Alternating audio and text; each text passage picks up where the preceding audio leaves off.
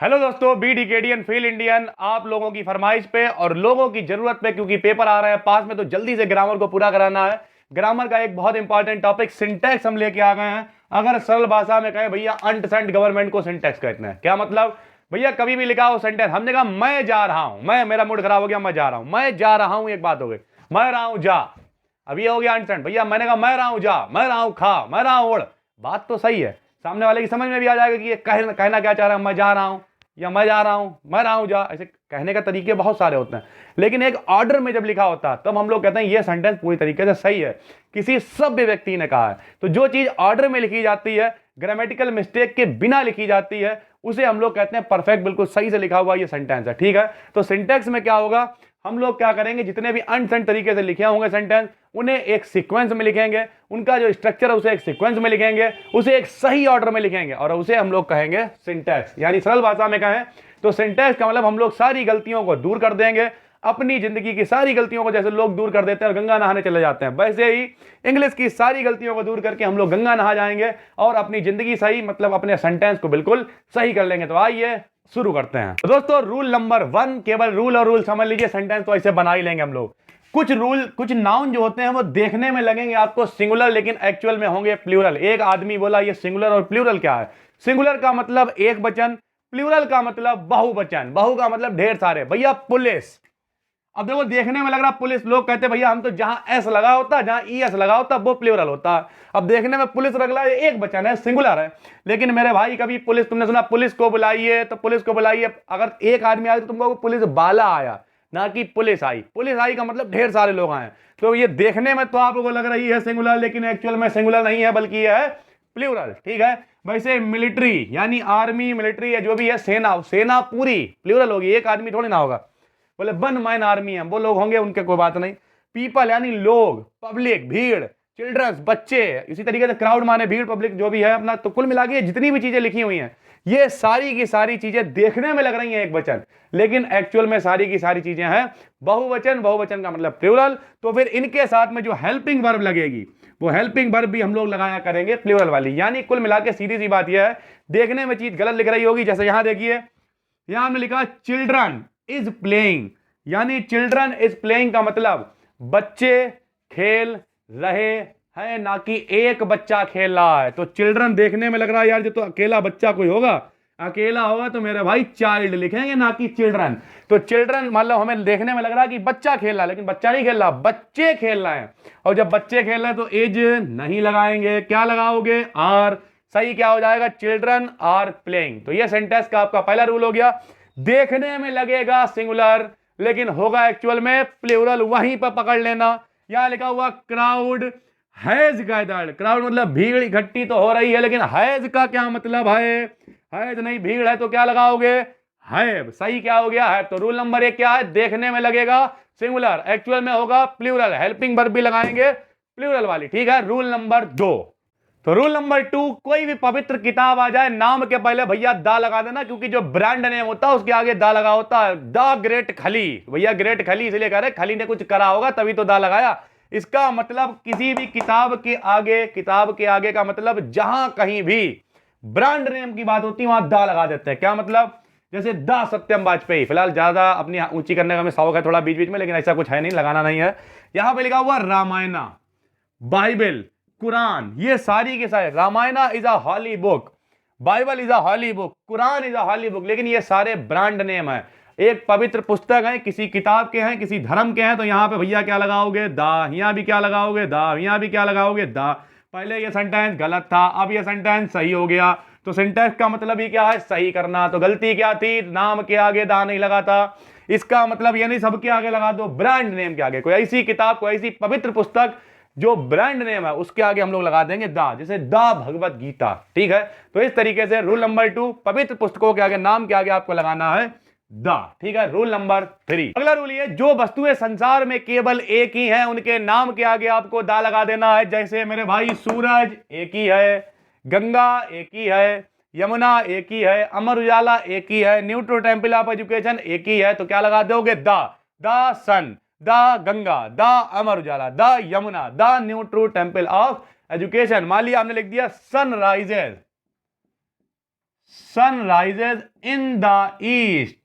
अब देखिए यहां पे ईस्ट के आगे भी दा लगा हुआ, क्यों लगा हुआ? क्योंकि ईस्ट जो दिशा है वो भी तो मेरे भाई एक ही ऐसी तो है नहीं, दिशाएं तो कई हैं, 10 दिशाएं हैं, पूरा पश्चिम उत्तर दक्षिण ऊपर नीचे इंगे होंगे ए हो, बहुत सारी दिशाएं, लेकिन ईस्ट जो है वो एक ही है। तो हमने आगे क्या लगाया? दा, यानी सूरज पूरब से निकलता है लेकिन पूरब एक ही है, जो नहीं आज यहाँ से निकल आया कल पूरब इधर हो गया परसों पूरब उधर हो गया, ऐसा कुछ नहीं होता। अब यहाँ सन लिखा हुआ, सन भी मेरा भाई एक ही, तो दा के सन के आगे क्या लगा दोगे? दा। तो the sun rises in the east, कोई दिक्कत? इस तरीके से जो भी चीज एक होती है, अकेली होती है, उसके आगे लगा देते हैं दा। बोले हम भी तो अपनी मम्मी के अकेले हैं, हम भी अपने नाम के आगे दा लगाते, पता नहीं कितने लोग अपनी मम्मी के अकेले हैं, अपने नाम के आगे दा मत लगा लेना। तो कुल मिला के सन के आगे हम लोग क्या लगा देंगे? दा। अगला नियम, समुद्र हो, कोई भी रेगिस्तान हो, कोई भी महासागर हो, सबके नाम के आगे आपको क्या लगा देना है? दा। जैसे the Pacific ocean, the Sahara, आपने सुना होगा सहारा क्या है? रेगिस्तान है, ये सब क्या है? महासागर है। The Hind ocean. तो कुल मिला के जितनी भी चीजें हम, कुल मिला के सीधी बात है, जो चीजें स्पेशल हैं, जो चीजें यूनिक हैं, उन सब के नाम के आगे आपको दा लगा देना है, ठीक है? तो सेंटेंस लिखने की जरूरत नहीं है, कहीं भी आपको ये लिखा मिल जाए, सेंटेंस में लिखा हुआ सहारा, आगे दा नहीं लगा हुआ, अंधाधुंध बिना आंखें बंद करके खोल के जैसे भी लगाना मतलब नहीं, लेकिन लगा देना। The Hind ocean, Hind ocean मतलब हिंद महासागर, इससे आगे लगा देना, पैसिफिक यानी प्रशांत के आगे लगा देना। तो कुल मिला के द आपको लगा देना है, कोई भी समुद्र हो, कोई भी महासागर हो, या फिर कोई भी रेगिस्तान हो, ठीक है भाई? अगला नियम, ये जितनी भी सुपरलेटिव डिग्री है सबके आगे लगा देना आपको दा। एक बोला हमें तो सुपरलेटिव का मतलब ही नहीं पता है, सुपरलेटिव का मतलब उससे अच्छा कुछ नहीं, सुपर, और लोग कहते हैं सुपर से भी ऊपर, यानी उससे ऊपर तो फिलहाल कुछ है ही नहीं, गप हाँकने की बात है। तो सुपरलेटिव का मतलब होता है सबसे अच्छा, जैसे गुड, बेटर, बेस्ट। गुड मतलब अच्छा है, बेटर मतलब उससे अच्छा है, और बेस्ट का मतलब इससे अच्छा कुछ नहीं। तो बेस्ट क्या हो गई? सुपरलेटिव डिग्री हो गई। ऐसे लॉन्गेस्ट, फास्टेस्ट, फास्टेस्ट का मतलब सबसे तेज, उससे तेज, कोई ग्रेटेस्ट, इस तरीके से उन सब के आगे आपको लगाना है दा। जैसे Ram is the longest boy in the class, Ram जो है सबसे लंबा लड़का है, उससे लंबा कोई नहीं है, तो लॉन्गेस्ट के आगे आपने क्या लगा दिया? दा। सेंटेंस आएगा उसमें दा नहीं लगा होगा, वो क्या होगा? गलत। आपको करना है सही, क्या लगा दोगे? दा। तो Ram is the longest boy in the class. इस तरीके से सुपरलेटिव डिग्री से पहले आपको हमेशा द का इस्तेमाल करना है। ये सारे के सारे नियम आपको अगर पता होंगे, सेंटेंस आएगा आप उसे देखेंगे और बहुत ही आराम से आप सेंटेंस के आगे दा लगा देंगे। सेंटेंस के आगे दा नहीं, जो भी गलती है उसे आप देखिए और उसके आगे आप लगा दीजिए, 2 नंबर आपके पक्के हो जाएंगे। क्या जाता है? चल ठीक है, अगला नियम दोस्तों, कोई भी ऐतिहासिक इमारत हो, ऐतिहासिक इमारत के नाम से भी पहले हम लोग लगाएंगे दा। जैसे ताजमहल, तो ताजमहल वैसे भी एक ही बात है, घूम फिर के वही है, अकेली है, तो ताज से पहले भी हम लोग क्या लगा देंगे? दा। इंडिया गेट, इंडिया गेट के पहले भी क्या लगा देंगे? दा। तो कोई भी ऐतिहासिक इमारत हो उससे पहले भी हम लोग लगाएंगे दा का इस्तेमाल करेंगे। तो आपको करना क्या? आपको रजिस्टर बनाना है, उस पे सारे के सारे नियम इसे नोट कर लेने। छोटी सी वीडियो है, मान लिया 20 मिनट 25 मिनट आधे घंटे की हो जाएगी, अभी मेहनत भी तो की जा रही है, सारे नियम आपको लिख लेने हैं। उसके बाद अभी हम 2020 में जो आए हुए हैं उनकी प्रैक्टिस करा देंगे, बहुत ही आराम से आपकी सेंटेंस तैयार हो जाएगी। इस तरीके से सबके आपको एक एक टॉपिक मिल जाएंगे और आराम से आपकी तैयारी हो जाएगी, कोई टेंशन लेने की जरूरत नहीं है, ठीक है? लेकिन आपको रजिस्टर बनाना है और साथ साथ में पढ़ते चलना है ताकि बड़ा मजा आपको आए। सारे नियम लिख लेना, ये नहीं कि बीच में बोले अरे 3 लिख लिया, अरे छोड़ो बेकार है सिंटैक्स, ऐसा कुछ नहीं है। तो आपको सारे नियम लिख लेना, तभी आपको नॉलेज आएगी, वरना क्या 1-2 नियम लिख लीजिए छोड़ दीजिए। हमारे जैसे लोग तो वीडियो बनानी है पूरी चली रही है, कोई दिक्कत नहीं है। खैर, उसके बाद कोई भी ऐतिहासिक इमारत हो या फिर कोई ऐतिहासिक तारीख हो, मान लिया किसी ने कह दिया स्वतंत्रता दिवस 15 अगस्त को मनाते हैं, तो केवल 15 अगस्त नहीं लिखेंगे, उससे पहले लिखेंगे द 15 अगस्त। तो कुल मिला के कहीं पे लिखा हुआ 15 अगस्त, 26 जनवरी या इस तरीके की कोई खास डेट है, ये अलग नियम है, इसी के साथ आप अलग से लिखें क्या कि अगर कोई ऐतिहासिक डेट है, कोई ऐतिहासिक महीना है कि मतलब 1905 में, या कोई ऐतिहासिक सन है 1905 में खूनी रविवार की घटना हो, इस तरीके की कोई ऐतिहासिक डेट है, उसके पहले भी आप द का प्रयोग करेंगे, ऑन द 15 अगस्त, इस तरीके से, ठीक है?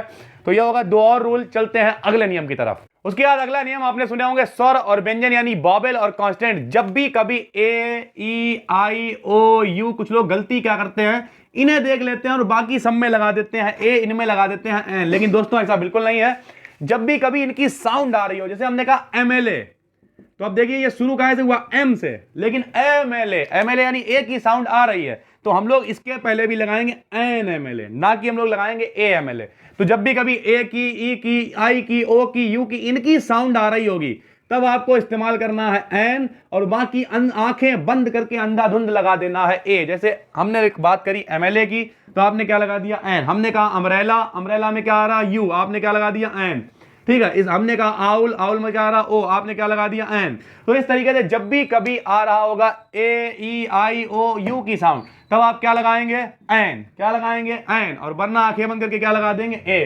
कभी कभी सेंटेंस में देखा होगा इस तरीके दे रखा होगा ऑनेस्ट, अब देखिए ऑनेस्ट, ठीक है, अब यहाँ एच जरूर है लेकिन एच साइलेंट, ऑनेस्ट पड़ रहा है, ओ की साउंड आ रही, ठीक है। तो इस तरीके से कुछ शब्द होते हैं जिनमें ए ई आई ओ यू की साउंड आ रही होती है, और तब आपको सेंटेंस में ए अगर लगा हुआ है सही करके एन लगा देना, ठीक है। तो इस तरीके का एक नियम, अगला ये भी आप नोट कर ले। चलते हैं अगले नियम की तरफ। अगला रूल मोस्ट इंपॉर्टेंट है, 2020 में इसमें का एक सेंटेंस आया हुआ भी, और हर साल लगभग आपको सेंटेंस मिल जाता है। वन जब भी कभी इधर लिखा होगा तो उसका पजेसिव केस हम लोग वन से लगाएंगे, ना कि हेज हार। इस तरीके से अगर कुछ भी लिखा हुआ है तो आपको उसे नहीं लिखना है। मोस्ट इंपॉर्टेंट है ये, आप बिल्कुल याद रखिए, बहुत ज्यादा important. One must do his duty लिखा हुआ है तो हिज यहां पर गलत है, हिज की जगह पे आपको लिख देना है one's. One must do one's duty, ठीक है। तो जब भी कभी ये बन वाले सेंटेंस हो बिल्कुल याद रख लो, याद रख लो, याद रख लो। बन वाले जब सेंटेंस होंगे तो आपको क्या करना है, बन की जगह हेज नहीं, हर नहीं, कुछ भी नहीं लगाना, बल्कि बन के साथ में हमेशा पजेसिव केस बंस का प्रयोग करेंगे। बंस का प्रयोग, बन के साथ में बंस का प्रयोग करेंगे तो ये इनकरेक्ट है, ये क्या हो गया करेक्ट, ठीक है। याद रखिएगा। अगला नियम भी मोस्ट इंपॉर्टेंट है, जब भी कभी इस तरीके के वर्ड आ जाए इंफीरियर, जूनियर, सीनियर, सुपीरियर, तब आपको इनके साथ में देन लगा हुआ होगा। यहां पर इस तरीके से इन्होंने दे रखा होगा देन, लेकिन आपको ही इज जूनियर देन मी, लेकिन आपको देन नहीं लगाना, देन हटा के इनके साथ में लगेगा टू मी, तो he is junior to me. ये आपको याद रखना है, मोस्ट इंपॉर्टेंट है, बहुत बार पूछा गया है। जूनियर, इंफीरियर, सुपीरियर, इस टाइप का कोई भी वर्ड आए तो आपको देन नहीं, देन की जगह पे क्या लिख देना है टू, तो he is junior to me in the class, ठीक है। इस तरीके का नियम ये आपको याद रखना। हमने आपको बताया बन और बंस वाला, एक ये जूनियर और सीनियर वाला मोस्ट इंपॉर्टेंट है। जितने भी लोग कमजोर टाइप के लोग अपने आप को समझते हैं, एक्चुअल में कुछ होते नहीं, लेकिन फिर भी आप मोस्ट इंपॉर्टेंट जो बताया करें उन पर लिख लें, इस तरीके के सेंटेंस आपको मिल जाते हैं। ज्यादातर नियम आपको हमने बता दिए हैं, एक दो नियम और देखते हैं और उसके बाद फिर एक दो सेंटेंसों की प्रैक्टिस करते हैं जो आए हुए 2020 में। चलिए अगला नियम जरा इधर देखिए, जब भी कभी ईच दे रखा होगा मेरे भाई, ईच के साथ में जैसे यहां पे लगा रखा हैव, तो हैव तो लगाते हैं ढेर सारे लोगों के साथ में, तो ये गलत है। ईच के साथ में हमेशा आपको इस्तेमाल करनी है सिंगुलर वर्ब। ईच के साथ में हमने यहां पे लगा दिया हैज, यानी ये वाला सही है, ये वाला गलत है। जब भी कभी सेंटेंस में ईच के साथ में हैव लगा रखा हो आपको लगा देना है ईच के साथ में हैज, ठीक है। बोथ और ऑल के बाद हमेशा दा का इस्तेमाल करना है। जैसे बोथ फ्रेंड्स लिखा हुआ है गलत है, बोथ द फ्रेंड्स लिखा हुआ है सही है। बोथ फ्रेंड्स गलत, बोथ द फ्रेंड्स सही, ठीक है। उसके बाद लिखा हुआ first page, second page, third page, गलत है मेरे भाई। फर्स्ट पेज से पहले हमेशा संख्या से पहले आपको द लगा देना, the first page, the second page, the third page, ये आपका सही हो जाएगा। इस तरीके के ये सारे रूल आप कॉपी में आराम से सिस्टम वाइज लिख लें और फिर जब भी कभी आए तो कोई टेंशन नहीं होगी, बहुत आराम से आप बना लेंगे। खेलों के नाम से पहले द मत लगा देना, द क्रिकेट गलत है, खाली क्रिकेट सही है। त्योहारों के नाम से पहले द मत लगा देना, द दिवाली गलत है, खाली दिवाली सही है, ठीक है। तो सीधी बात यह है, ये सारे नियम आप नियम बाय नियम लिख लें और सिंटैक्स आपका बिल्कुल झमाझम हो जाएगा। ईच के साथ में सिंगुलर वर्ब, बोथ और ऑल के ऑल द बेस्ट, सुना है तो ऑल के बाद भी हमेशा क्या लगाओगे द, ऑल के बाद द, बोथ के बाद द, खेलों से पहले द नहीं लगाना, दिवाली से पहले द नहीं लगाना, फर्स्ट सेकंड थर्ड से पहले द लगाना, the first page, the second page, the third page, ठीक है। अगला नियम, जब भी कभी मान लिया किसी ने जैसे वाल्मीकि ने रामायण लिखी है तो इनका नाम लिखा हुआ राइटर का पहले वाल्मीकि रामायण, इससे पहले द कभी नहीं लगाएंगे। द वाल्मीकि रामायण बिल्कुल गलत है, राइटर के नाम से पहले द नहीं लगाएंगे। लेकिन अगर दो राइटर आपस में तुलना की गई है, Kalidas is the Shakespeare of India, Kalidas को भारत का शेक्सपियर कहा जाता, तो अब ये शेक्सपियर भी राइटर थे लेकिन तुलना की गई तब शेक्सपियर के नाम से पहले द लगाएंगे। यानी जब दो राइटर में तुलना की जा रही है तो दूसरे के आगे द लगा देंगे। लेकिन सिंगल अगर कोई राइटर लिखा हुआ नाम से पहले लिखा हुआ किताब से वाल्मीकि रामायण, वाल्मीकि की रामायण, तो वाल्मीकि के नाम यानी राइटर के नाम से पहले द नहीं लगाएंगे, ठीक है। तो इस तरीके के ढेर सारे नियम चलते रहिए, जल्दी जल्दी नोट करते रहिए। अगला नियम और आखिरी नियम, वैसे तो नियम बहुत सारे हैं, चाहे दिन भर चलाते रहे, लेकिन फिर भी जितने सिलेक्टेड नियम थे आपको बता दिए गए हैं।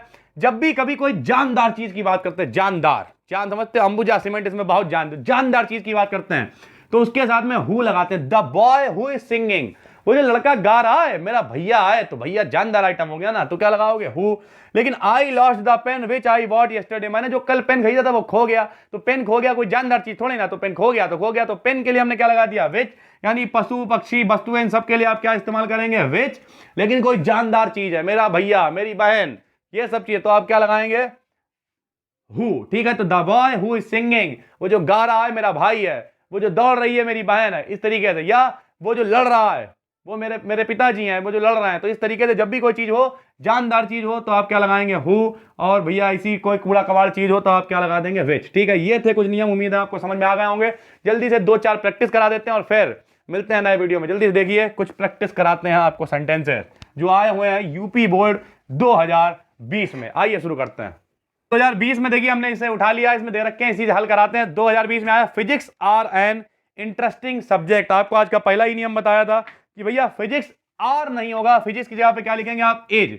क्योंकि भैया देखने में एस लगा हुआ है, देखने में लग रहा है प्लूरल, लेकिन एक्चुअल में क्या है, सिंगुलर है। ठीक है, तो फिजिक्स आर नहीं बल्कि physics is an interesting subject. Physics एक अच्छा सब्जेक्ट है। ठीक है, तो कुल मिला के इस तरीके से आपको सही करना होता है। और आपको दिखाते हैं, यहां लिखा हुआ ही इज, यहां हमने लिख दिया, मान लिया his brother is an university student. His brother is an university student.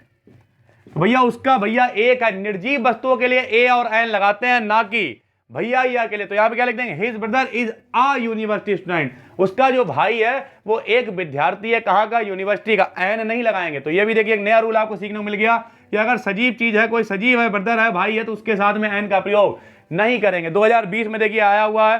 तो इस तरीके के ढेर सारे दिए हुए हैं, आप भी एक कंसल्ट वगैरह कुछ चाहे तो खरीद सकते हैं, नहीं भी खरीदना तो कोई बात नहीं, इतने सारे नियम पढ़ लीजिए। एक और वीडियो जल्दी अगर कभी टाइम मिला तो बना देंगे, जिसमें सारी प्रैक्टिस कराएंगे दोबारा से। फिलहाल ये वीडियो बहुत लंबी हो गई है, तो इस वजह से इसे इतना ही रखते हैं। सारे नियमों को कायदे से नोट कर लीजिए, उनकी प्रैक्टिस करिए, फिर मिलते हैं। जुड़ जाइए हमारे चैनल से, करिए से सब्सक्राइब, बन जाइए डीकेडियन और फील कीजिए कुछ इंडियन जैसा। हम मिलते हैं आपसे फिर एक वीडियो में, तब तक के लिए जय हिंद, जय भारत।